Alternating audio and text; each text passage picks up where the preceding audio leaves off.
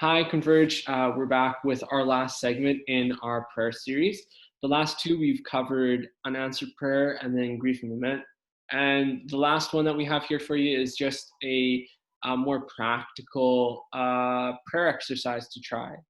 So this one is Labyrinth Prayer. Labyrinth Prayer is a very old way of praying. It goes back to, I don't know. I've read stuff that's like Middle Ages stuff. So it would have been it was created when there's monastic orders and when they had Mhm. gardens and they would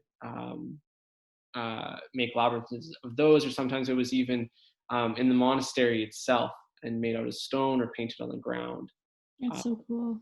which is really interesting. And I've done a couple. I've made one for some events and stuff too.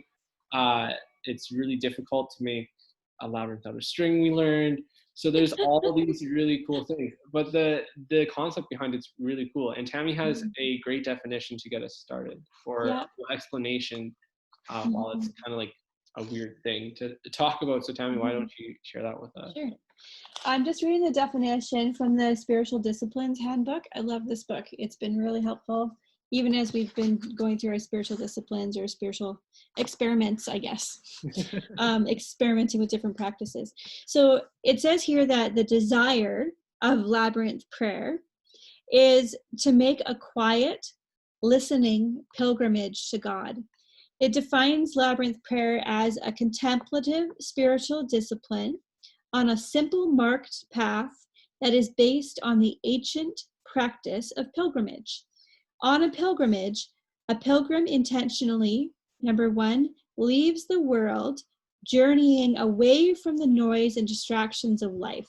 That sounds great, doesn't it?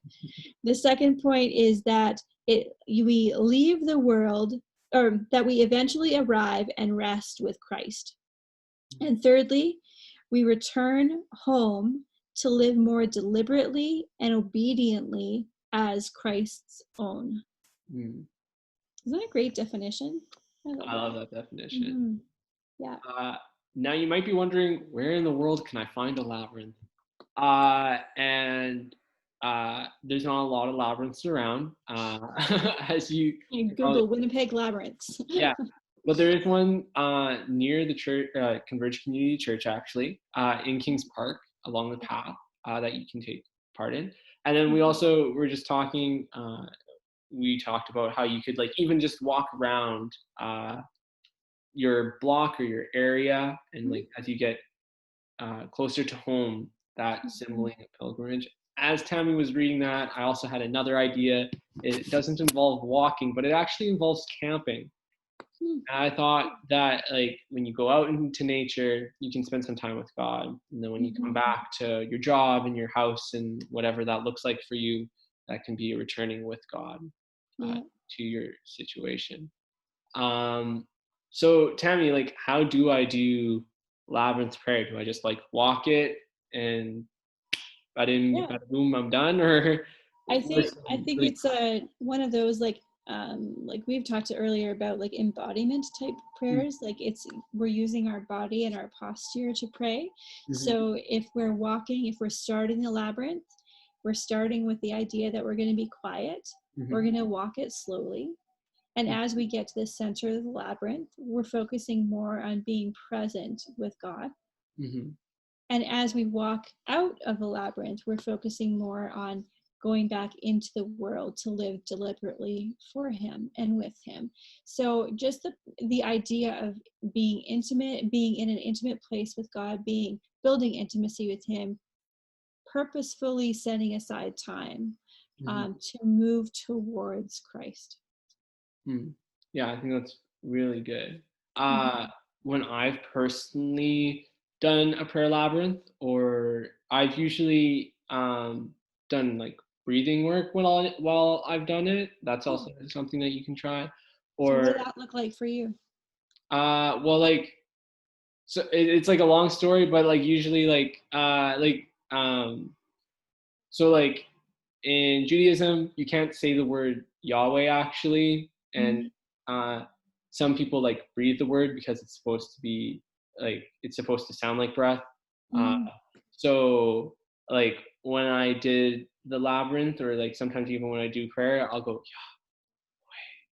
yeah, and like Mm. that's my breathing pattern Cool. for it. I just personally always referring to God as God is kind of like very abstract to me, and so having like a name that like Mm. situates God as like an individual, or you can try it, like there's different names for Yeah. the Right. Christian Abba. God that you can also Yeah. Abba, that's Yeah. Father, that you can try going around in a circle as an idea. I've done the prayer where it's like the breath in is breathing in the life-giving presence of God. Hmm. Because I mean, it is his breath, it is his air, right, that we Hmm. breathe in. He's given us life.